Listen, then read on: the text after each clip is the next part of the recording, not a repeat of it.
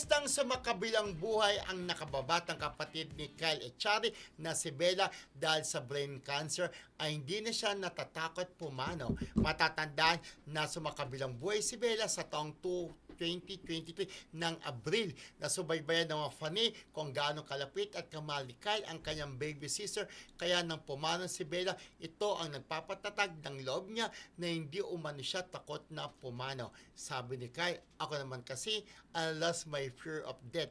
Kasi my sister went so early na parang nasa isip ko, okay, what happens, happens. If it's meant to be, it's meant to be. Alam mo, kasi sa totoo lang, di ba, yung parang, ako dati parang yung may nawala sa pamilya ko, parang inisip, ay, lahat tayo papunta doon, di ba? Ito, nakita ko yung closest sila nung nag sila sa show sa isang istasyon. Yes. Yung bata, no, nakakaiyak. Oo. Ang ganda ng message niya, si Bella, sa kuya kanya, no, nakakaiyak. Ang kinanta nila, natatandaan ko, I don't wanna talk about it. Napanood mo rin yun, di ba? Oo. How you broke my heart. Yung Oo. parang alam mo sila talaga na naaalala ko kapag naririnig ko yung kantang Yung yan. kanta, diba? diba? Very, very close talaga sila. At saka nakita naman natin kung gaano naging kasakit kay Kyle nung mawala yung kanyang Baby sister. baby sister, diba? At yun na nga, wala na siyang fear of death kasi lahat naman tayo papunta Okay. doon. Pero aminin natin, di ba, may mga ilan din sa atin na natatakot pumunta doon. Oo. Natatakot dahil sa maiiwan nila.